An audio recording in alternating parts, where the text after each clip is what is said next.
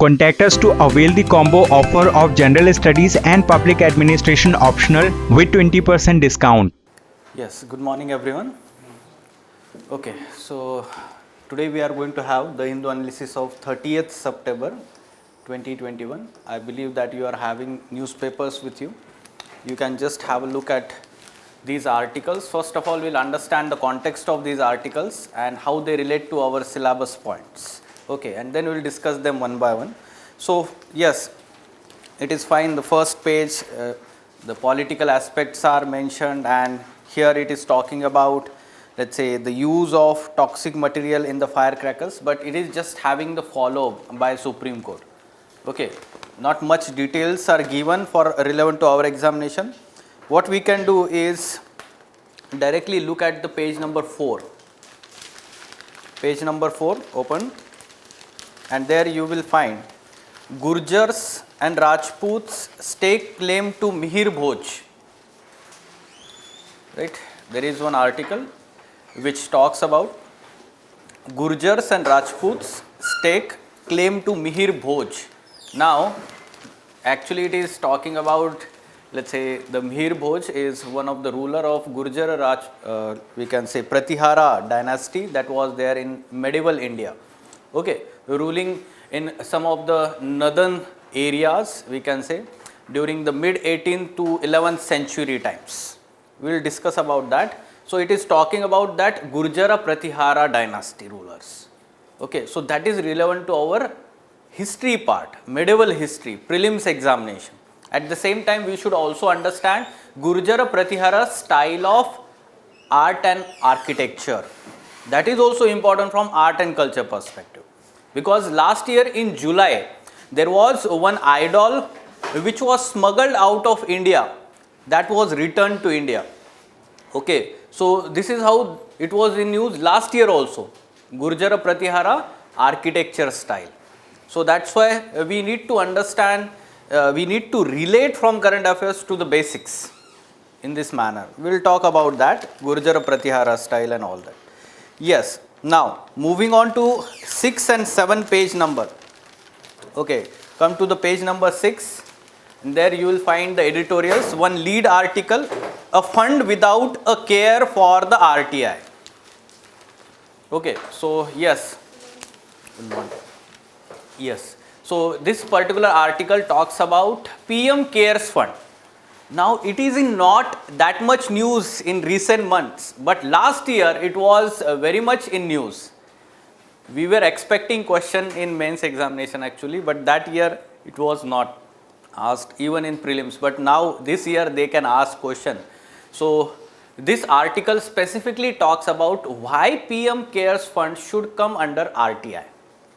It should be declared as public authority and it should come under RTI, Right to Information Act. Okay, so some arguments are given in favor of bringing that fund under RTI.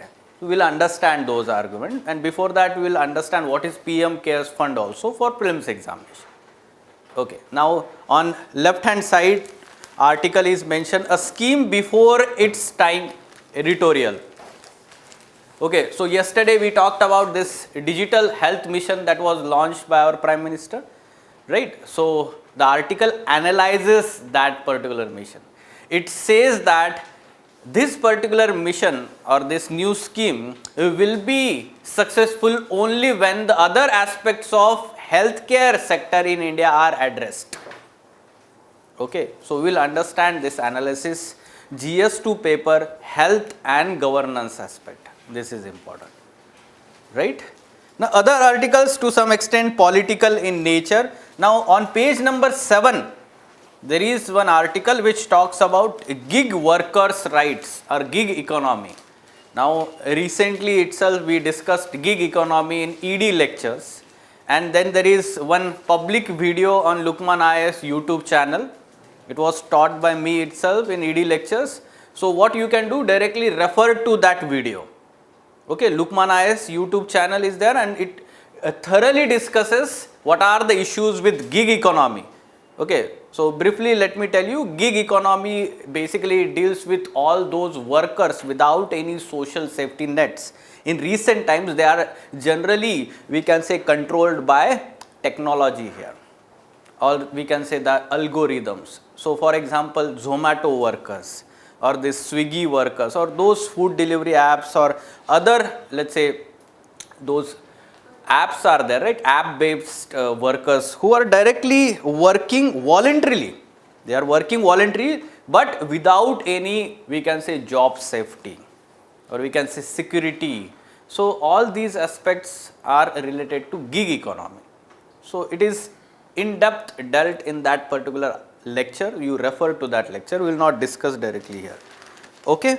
Now some data related to bad bank and bad loans is mentioned on page number 7. Recently we had the proposal of bad banks.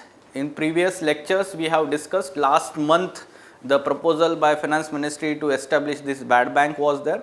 And again there is one small video of bad bank recently released on Lukman IS channel. Whatever the discussion had about bad bank explained all the basics of bad bank, how it works and all these things. Okay. And data related to NPAs, that is non-performing assets. Take the latest data from this. Okay. Latest data about NPAs you should take from this. Okay. Non-performing assets from the banks.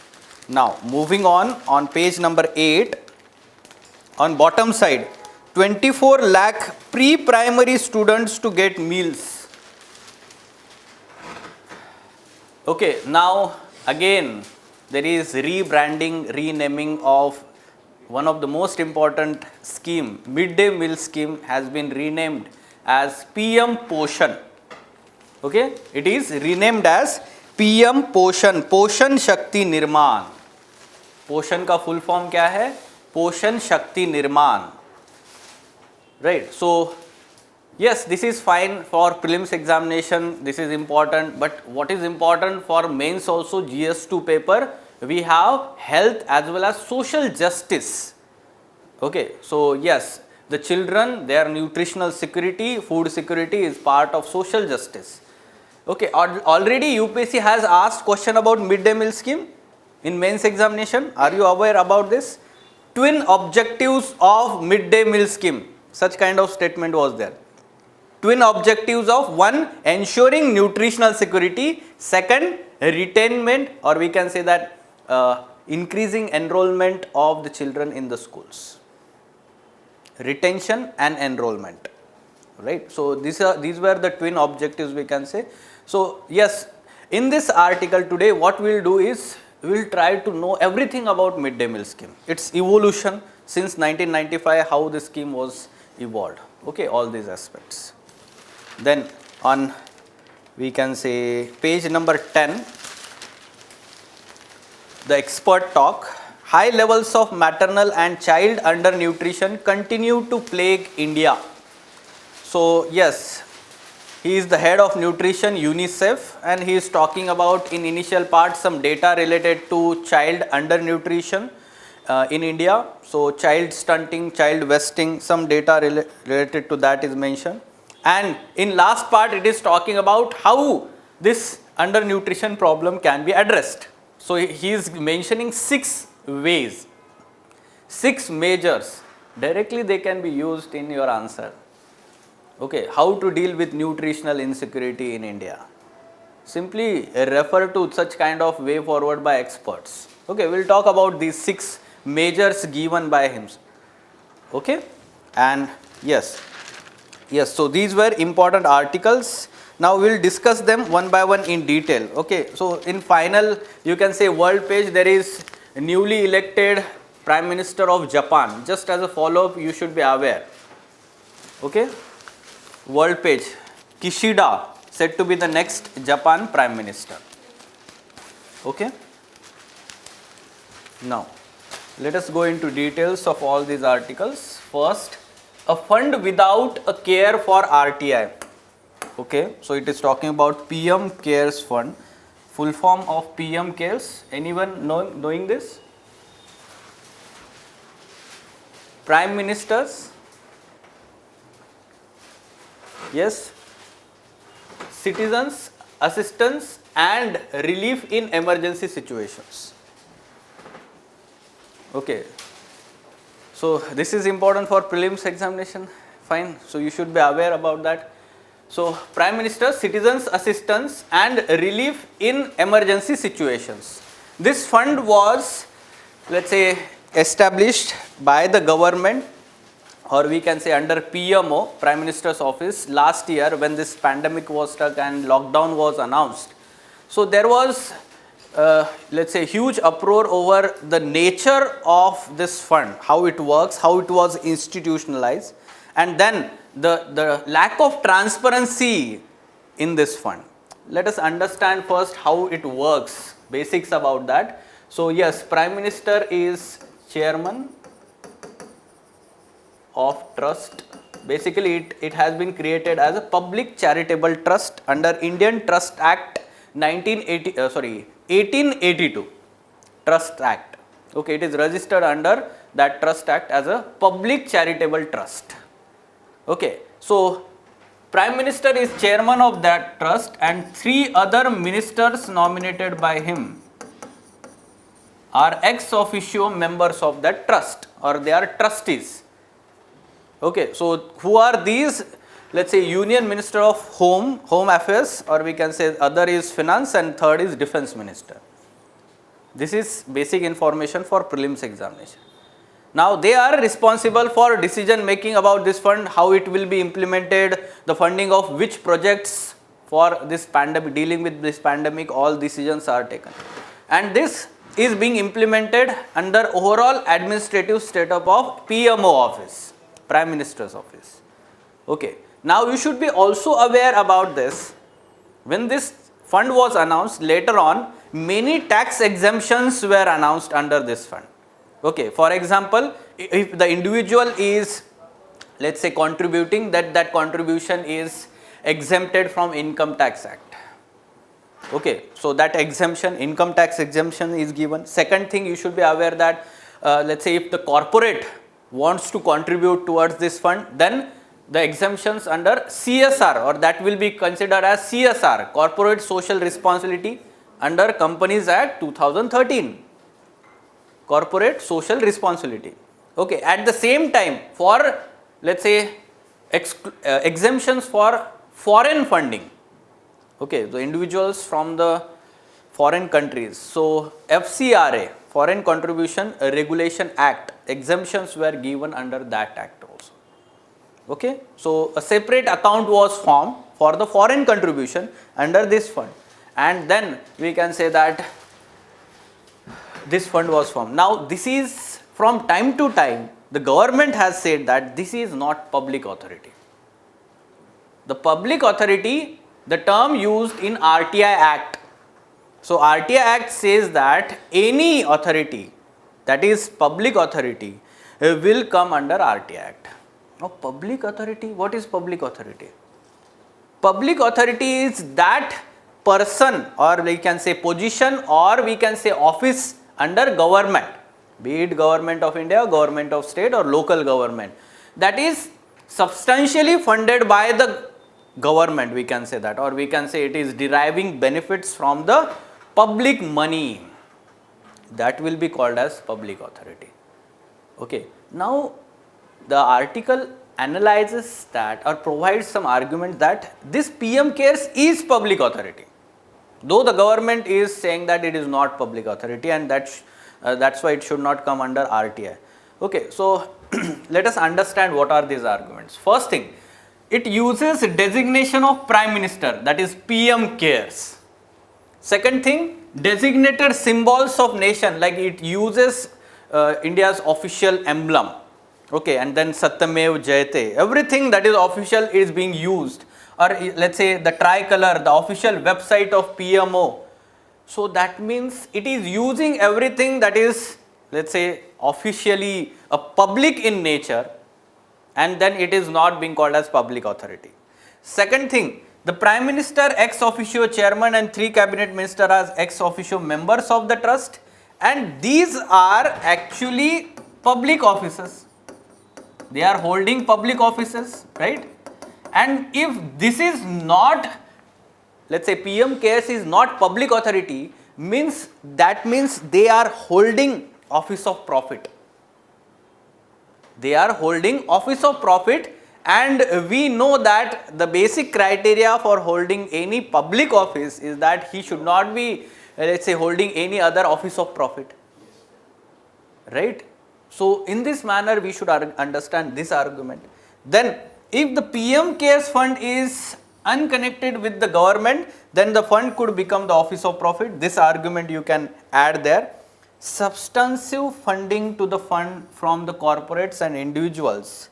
Basically you can understand from the corporate CSR, and then for the individuals income tax concessions are given, and this substantive funding from the individuals, how it is being used, this remains under cover.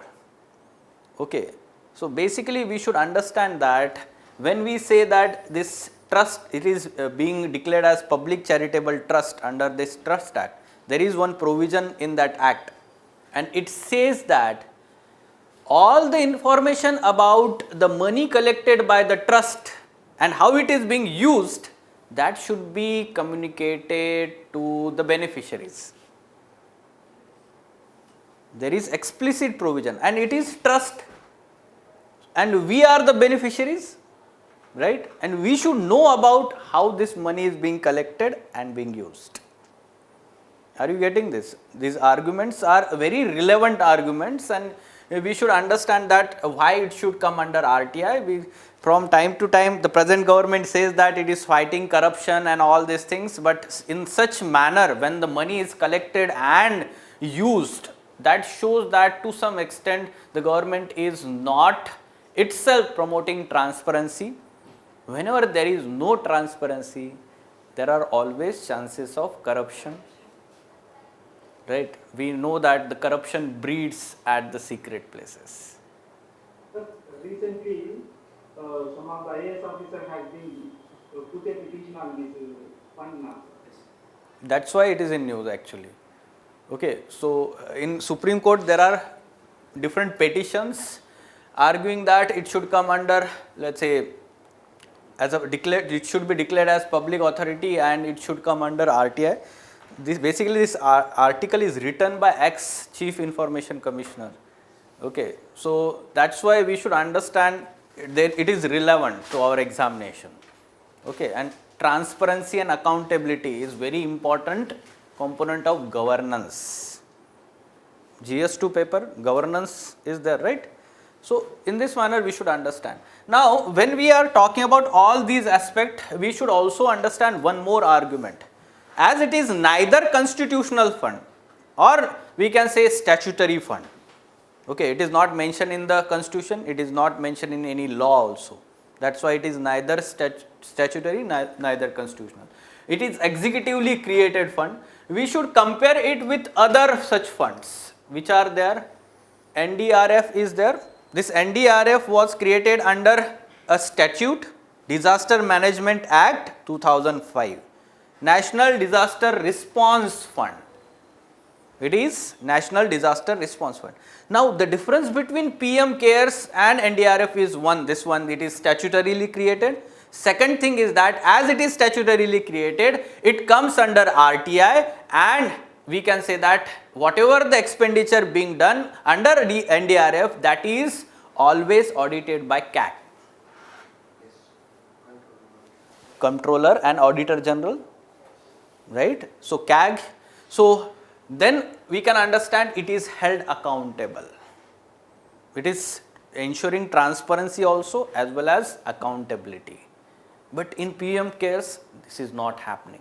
There was also a debate at that time, despite of having this PMRNF. Okay.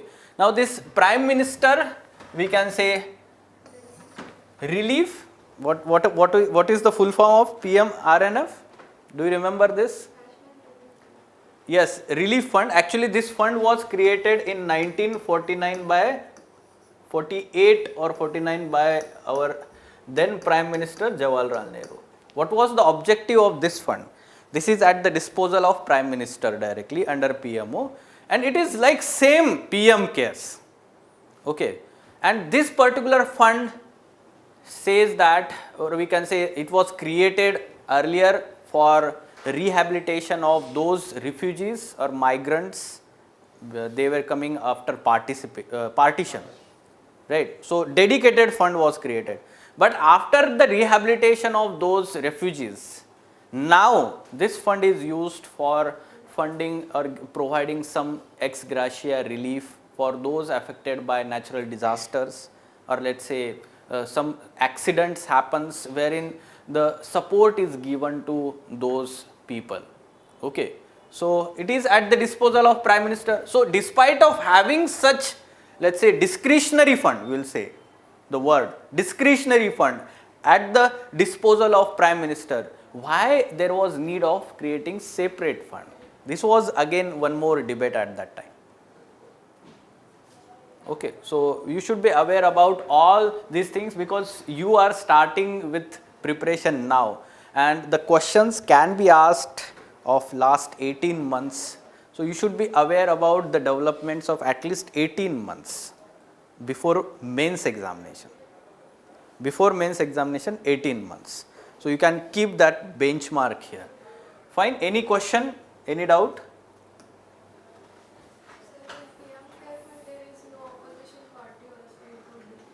No. Yes. Yes, you can say that. That's why no one is scrutinizing that. No one is holding it accountable. Why you are, let's say, how you are using this, why you are using this fund at particular funding that particular project. Okay, so all these things, it is not in public domain, right? So it is not under RTI, and that's why people are not able to hold accountable. And yes, the opposition, or let's say even we can say that the Council of Ministers is not involved. Only 3 ministers are involved. Okay, so decisions are not by consensus. When the Council of Ministers is involved, then Parliament will hold accountable. But here only 3 ministers and the Prime Minister, they are the chief decision makers. This is again the major problem. Okay? Yes. Now moving on to next. A scheme before its time. We are talking about recently launched National let's say Digital Health Mission. Yes. So yesterday our Prime Minister announced this mission, and a 14-digit health ID will be given to each citizen in India, like similar to Aadhaar number. Okay, so this digital health ID will be given to all individuals, and there will be, let's say, interconnection of all the hospitals in the country, and this will be implementing or keeping all the records, medical records of individuals in a digital manner. Okay, let us understand the significance of this, how it will benefit. Okay, so yes, first thing we should understand that many times the medical records, they are in physical form, they are lost, or many times the patient is not able to recollect what happened at that time. Okay, and medical history of patient is not known to the other doctor if the person is taking treatment in other hospital. Okay, and because of that the diagnosis may be wrong. Okay, first thing. So to get the diagnosis correct, it is important. Second thing, we should understand that whenever the government is implementing any beneficiary scheme or all these things, in digital format the patient's data is not available. Okay, so this will also help. Suppose person is diagnosed with a particular disease and the government has come up with some scheme to finance or help financially to those patients with that particular disease. Okay, the government will already have data regarding those patients. Okay, oh, these patients are having TB. Directly the government will help them. Identification is not separately required. Okay, third thing, we should also understand that whatever the medical records are there, they will be analyzed by research team, and that will help in public health policy formulation in future. This is also important. At present, do you know, there is no specific data related to important diseases in the country. Okay, so this is also very important. Automatically, this will help in formulation of effective public health policy also. Okay, so ultimately it is beneficial for all the stakeholders, we can say that. However, the article says that before launching such kind of scheme, there should have been, let's say, other important steps that should have been taken by the government. For example, when we say that such huge data of the people is being stored under this scheme, when there is no personal data protection law in the country, that means there is always threat of misuse of data. Okay, the first and foremost concern we can say, in the absence of privacy law, or we can say data protection law, and little public awareness and control over their data, this can be misused. How it can be misused? For example, you can see here large private insurance companies could use sophisticated algorithm across the health and other databases to construct risk profiles for the people and make access to the affordable insurance difficult. How? Thoda, yes? If any person has been identified such a disease, they will not file they will not give the insurance to the particular person. So it is the disadvantage of that person. Yes, yes, that is fine, because yes, insurance companies will have access to that data. First thing, if you are having let's say health insurance, then these companies will have access to the medical data of all the, or we can say past history, and surely they will increase the premium that is to be paid for those services now, because all the data is available, and accordingly the risk profile will be further, we can say, modified here. Now what happens if you are having any insurance? Have you let's say registered for any health insurance? So if you take any kind of let's say health insurance, what they will say that you go to the hospital and first do all these checkups and then submit that data. That is fine. Then you are registered for that scheme. Okay, but that is one time exercise, right? What about the past data? So that is not mentioned there. So now these companies will be having the all data related to that patient, and they will create such risk profile, and we know that there will be always chota mota deficiency in bodies, na? है ना? So that's why what they will say that no, risk profile, you are very risky. Okay, you can die anytime. In this manner, basically they will increase your risk profile in such manner that the premium will be very high. So affordable insurance and access to affordable insurance products, it will reduce. Second thing, yes, data mining can prioritize certain rich demographics for their services. Okay, these insurance companies will now target certain sections of demography, rich people specifically, and increase the premiums at very high level. Okay, so this is how we should understand that to some extent it is more beneficial to these companies, private health insurance companies. They can misuse this, right? And along with that, we should also understand that unless and until the other healthcare challenges in the country, what we are talking here, connecting all these hospitals and all, and we are talking about digital health mission, most of the people do not have access to the primary healthcare itself in the country. So that means what we are saying, we do not have sufficient doctors, nurses, or we can say healthcare professionals. We do not have, let's say, appropriate number of beds, we can say infrastructure. Then we do not have, let's say, affordable drugs and medical devices, and we can say that also talk about quality of education, medical education. There are number of, we can say, fake doctors. You know, there was one survey by World Health Organization long time back, and they said that 60% of doctors in India are bogus doctors. Quacks, do you know about quacks? They are called as bogus doctors. Payment sheet any candidates, sir. In Yes. private medical college, they will come with payment only without entry. Yes, yes. The BAMS and BHMS doctors are, let's say, looking into these patients and giving those allopathic medicines. You know that this is happening in cities itself.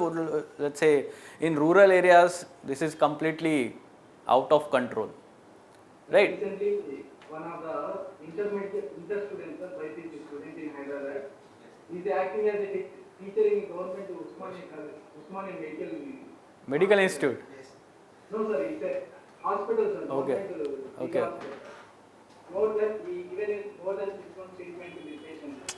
Yes, this is the situation actually in the country, and when we are talking, we are not addressing the basic challenges.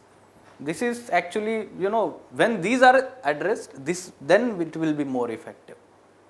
Digital health mission and all these things. Okay, this is there in Western countries. Okay, this digital health ID and all these things are there in Western countries, US, UK. They have implemented this, but this is more effective when the basic health services are available to the people. Then it is fine. Otherwise, what is the use of common people to have such ID and all these things when they are not having access to, we can say, affordable health care? Fine?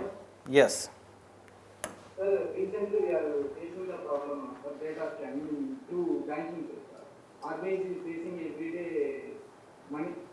Data is going to be testing from unknown people by the money from the normal people.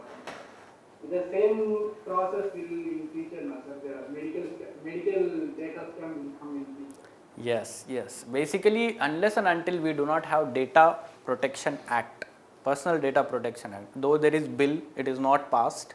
Okay, draft data protection bill is there, but it is not passed yet.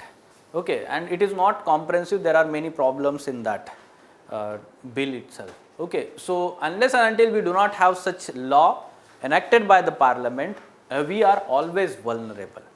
We need to have right to be forgotten.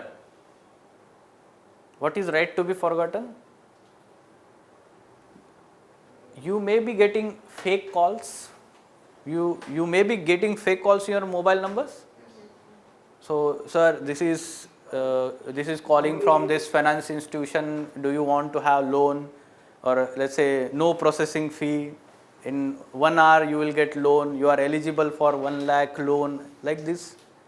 Okay, so basically when you have not availed such service anywhere, you have not inquired about all these services, how your mobile number is getting into the hands of these people.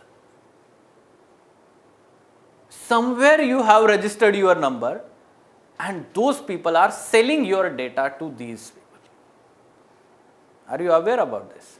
So this is the major problem. And in Western countries, especially European countries, they have this personal data protection regime.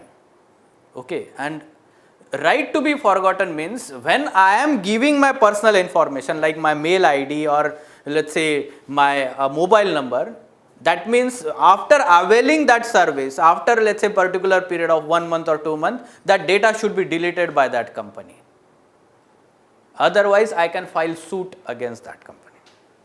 For example, suppose you are coming at Lukman IS and you are registering your mobile number or mail ID for availing the service, one particular course. After completion of that course, your data should be deleted if the right to forgotten is to be implemented. Are you getting this? But whether that data is deleted? Nowhere, because there is no law regarding that. Okay, and this is how it is misused. Harassment happens to the people, right? So in this manner, we should be aware that this data will come in the hands of these private companies and they will continuously, we can say that, misuse that data, and from time to time we can say that it may result into, let's say, lack of privacy or breach of right to privacy also. This is fundamental right under Article 21. Fine? Yes. Any question regarding this? Now, high levels of maternal and child undernutrition continue to plague India. So, expert talk regarding undernutrition, malnutrition. Some data is mentioned regarding some surveys, like for example, National Family Health Survey 4 data or National Nutrition Survey, Comprehensive National Nutrition Survey. It says that around, we can say, 1/3 of children in India under 5 are stunted, 1/3 of them are underweight, and almost 2 out of 10 are nutritionally vested. Okay, either you can write in this manner or you can take data from the latest World Hunger Index. Okay, latest hunger index. So, from that also you can take data. So, either of the data can be written regarding nutrition status. Along with that, this survey highlights emerging problems of overweight, obesity and micronutrient deficiency. Micronutrient deficiency is also called as hidden hunger. This can be asked in prelims examination. Hidden hunger, micronutrient deficiency. So, a child which is obese or overweight, that does not mean that he is having overnutrition. Rather, he may be missing some micronutrients. Okay. So, basically the problem is regarding all this, and these are emerging lifestyle issues now, new generation lifestyle issues. Okay. So, in second part, the writer or we can say the expert is providing some way forward. 6.6 measures are mentioned. Like for example, he is talking about strong leadership at all levels, national level, state level, district level. All levels means he is talking about national level, state level and local level, at the government and in administration. Strong leadership is required. This will help to mobilize all the administration and policy making decisions towards nutritional security. Okay. Unless and until the decisions are being taken by the leaders, it will not help in improvement.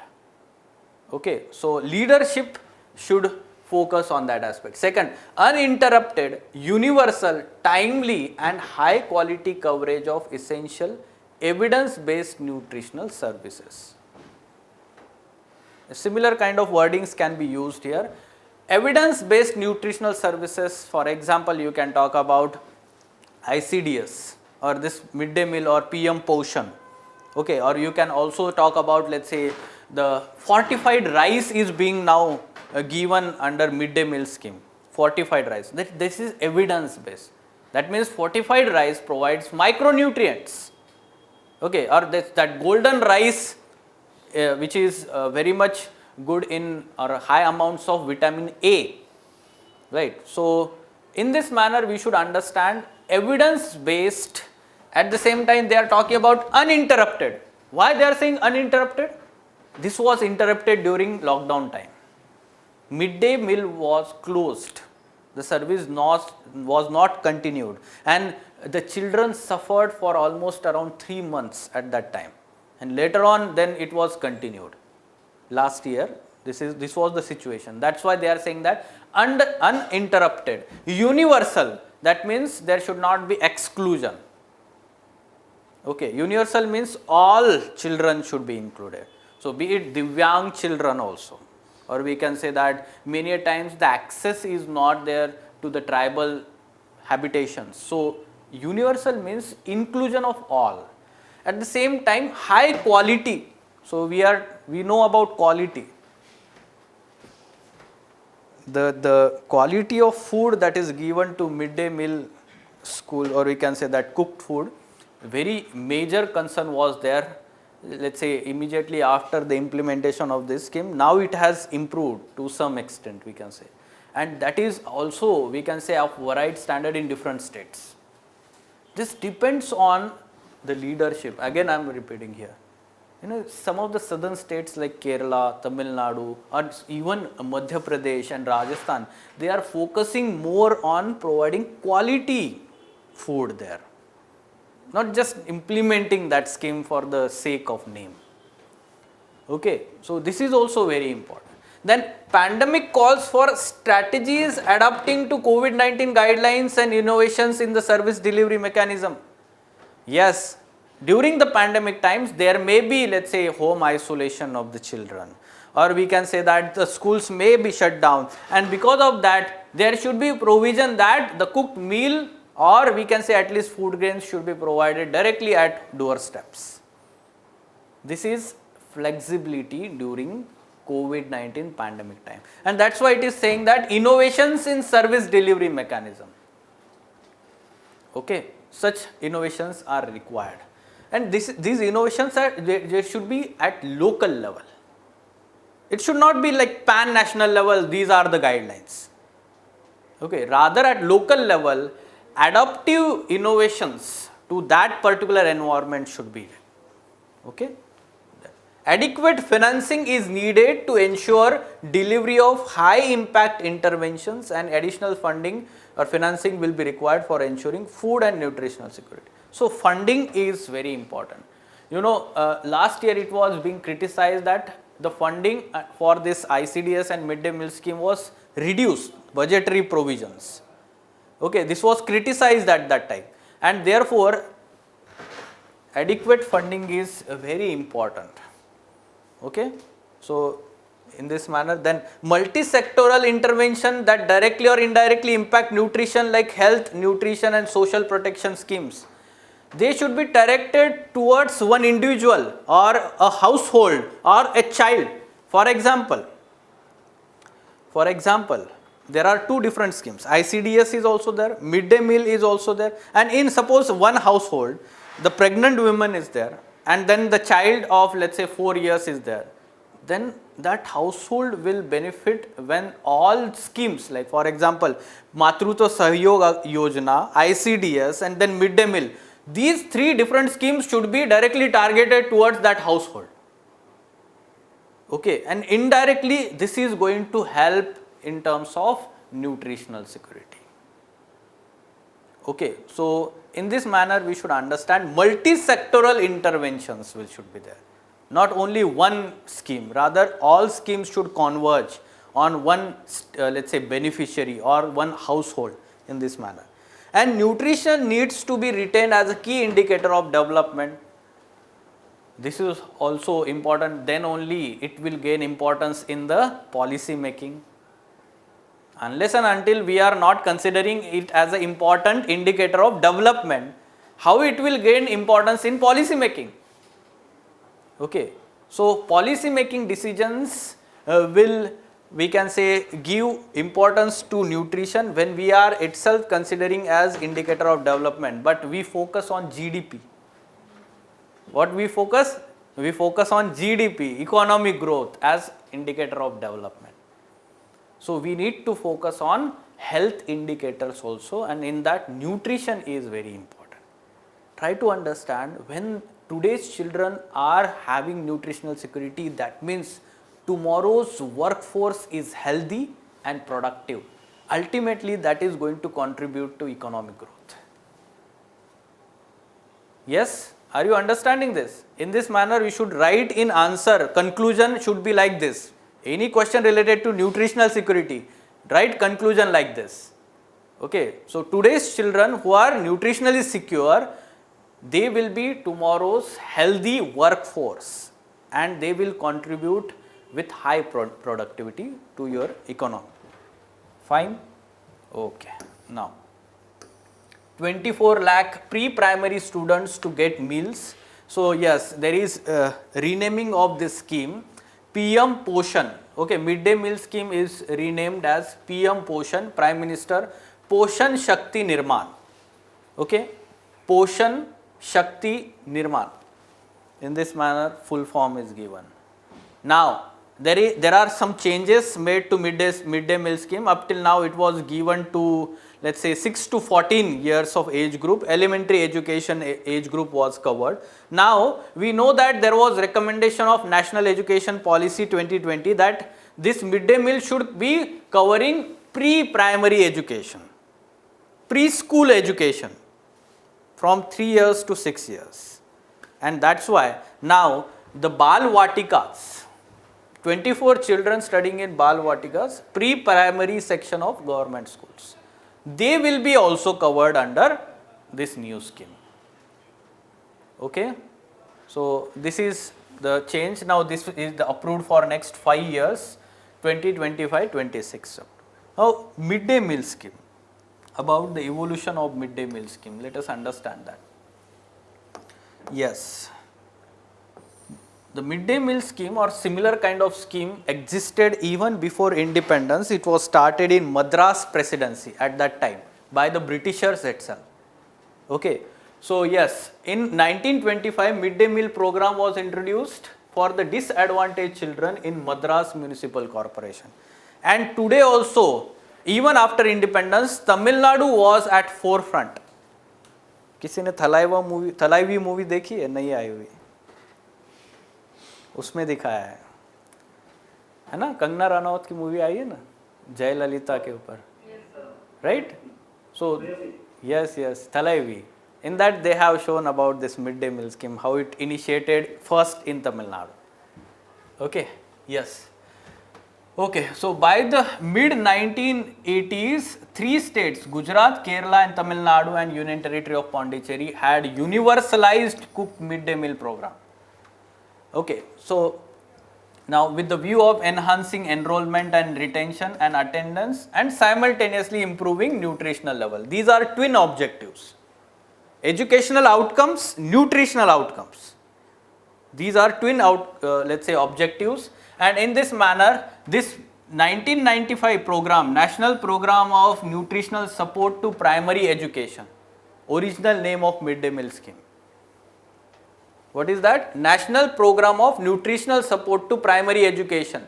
This was launched as centrally sponsored scheme on 15th August 1995. It was initially implemented in some of the backward blocks of the country, and then in 1997-98 it was introduced in all. We can say it was universal now. Now September 2004, the scheme relaunched as midday meal scheme to provide cooked midday meal with 300 calories and 8 to 12 grams of proteins to all children studying in the classes of 1st to 5th standard in government and government aided schools. Later on it was extended. When it was extended in 2007, the scheme has been further revised to cover children in upper primary up to 8th standard. Okay, in 2007 this was covered in this manner. Initially in educationally backward blocks, and in 2008 it was covering all India level. Fine. Now some of the rules, latest rules you should be aware, and basically you need to also understand the ministry under which it is being implemented. Ministry of let's say HRD at that time, it is now renamed as Ministry of Education, Human Resource Development. Now it is called as Ministry of Education. So latest rules are 2015 rules. According to rules, place of serving meals to the children shall be school only. It should not be served in let's say any other place like temple or any common area, rather in school only. Okay. Some guidelines are given from time to time by central government, and the meal shall be prepared in accordance to these guidelines. If suppose for any reason the cooked meal is not given to the children, then the state government is supposed to pay food security allowance by 15th of succeeding such month. Okay. So for example, MG Narega scheme, if the government is not giving job, then allowance is given, right? So it's in the same manner. Then AGMARK quality items for preparation of midday meal schemes, testing of meals by 2 or 3 adult members of school management committee, including at least 1 teacher before serving the children. So that means rules are very well defined, and we can say that the implementation is problem. Okay. So then we can say School Management Committee mandated under Right to Free and Compulsory Education Act 2009, that is RTE. shall also monitor implementation of midday meal scheme. So monitoring of the scheme is being done by school management committee. Then state steering cum monitoring committee shall oversee implementation of scheme, including establishment of mechanism for maintenance of nutritional standards and quality of meals. Okay, at state level, state steering cum monitoring committee is there at state level. Now nutritional standards. Two divisions are given here of nutritional standards. What are these? Yes, in terms of calorie intake, as per midday meal scheme guidelines, children in primary school must be provided with at least, this is being asked in prelims examination. Okay, so you should be aware, at least 450 calorie with 12 grams of protein through midday meal. And in upper primary schools, 700 of calories with 20 grams of proteins. Okay, and we can say that food intake per meal by the children of primary classes, 100 grams of food grains, 20 grams of pulses, 20 grams of vegetables. This will not be asked. Okay, this is too much in detail, but this can be asked. 450 calories, 700 calorie, 12 grams of proteins, 20 grams of proteins. It can be, let's say, in terms of giving pulses, it can be giving in terms of boiled eggs, fish also given at some places. Are you aware about the controversy of that one particular organization, NGO in Karnataka? So they were actually negating that boiled egg should not be given and all these things. I do not remember the name, but that is religious NGO. Andaman also they are debating, they are not providing the food, they are providing meat in midday meal. Yes, yes. So providing meat and boiled egg, so this is the controversy. Such kind of question can be asked in case study, okay. In ethics case study can be asked, okay. When we are talking about objectively the nutritional standards of children, and then there are some religious aspects are there, customs and traditions. So in this manner we should understand. Now moving on, Gurjara Pratihara dynasty. Okay, so we talked about the context. You need to be aware about this dynasty. Yes, Gurjara Pratihara dynasty, this dynasty existed or ruled over some of the northern and northwestern part of the country during mid 8th to 11th century, before coming of these sultans, Delhi Sultanate. Before Delhi Sultanate, there were three important rules, or we can say dynasties, ruling the Deccan, eastern and northwestern and northern parts of the country, these 3 centuries.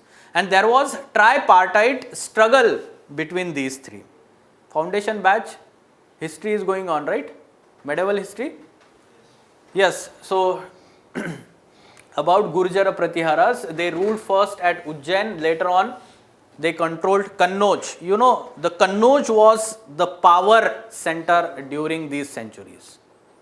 Okay, so you can see here, this map is given, this is Kannauj. And you can see how the tripartite struggle happened. Gurjara Pratihara controlled, then Rashtrakutas of Deccan and Palas of eastern India, in this manner. These rulers fought over control of Kannauj city. Very prosperous trading city was there, commercial hub at that time. Yes. Now the notable kings, Nagabhata 1, Nagabhata 2, Vatsaraja and Mihir Bhoj. We just talked about context, Mihir Bhoj.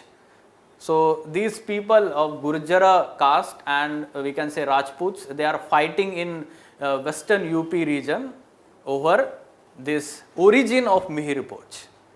Rajputs say that they are, this Mihir Bhoj was Rajput king, Rajput ruler, while Gurjaras are saying that the king belonged to Gurjara caste. Okay, so there is conflict and we know that elections are going to happen in UP next year, so all these things are going on. That is not important. Okay, so yes, tripartite struggle, just now we have understood. Art and architecture. This is important for art and culture. So the temples built by Gurjara Pratihara rulers, they were constructed in open pavilion style. The style, then we can say that one of the most notable Gurjar Pratihara style architecture is of Khajuraho temples in MP. Khajuraho temples in MP.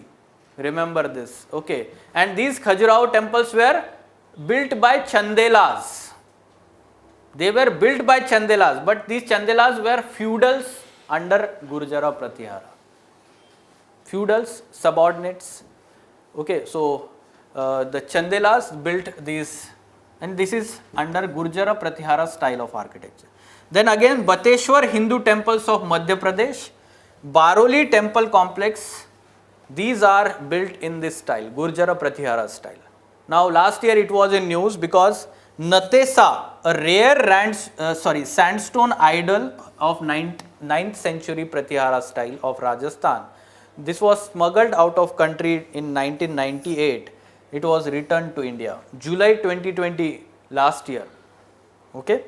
So yes, it was originally from Ghateshwar temple, Baroli, Rajasthan. Okay, Baroli temple complex, Rajasthan. Fine. So that's why we are expecting question this year in prelims examination itself. Gurjara Pratihara. Fine. Okay. So this is now what kind of question we can expect here. Yes, what should be answer to this?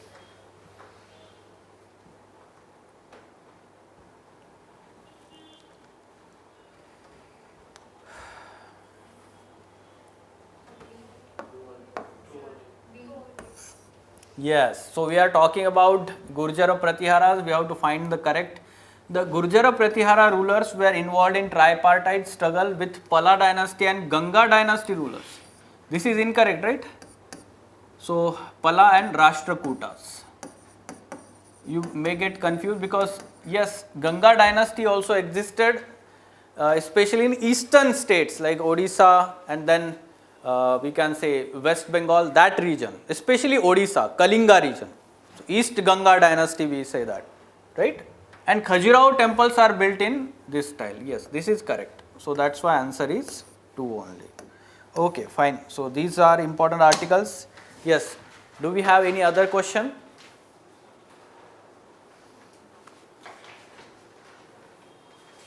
So in Aya's section, Afghanistan is going to be asking to run the flight from India. They are first time they are quoting with India.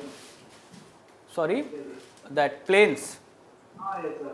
The economy has been Qatar and Afghanistan. Airlines has been fully in low payment stage now. They are willing to tie up with Indian Airlines. Yes, yes. Basically, we should understand.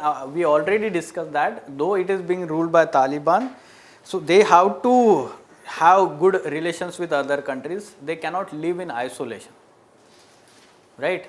So they need to have some kind of trade with other countries. Afghanistan is not having all resources.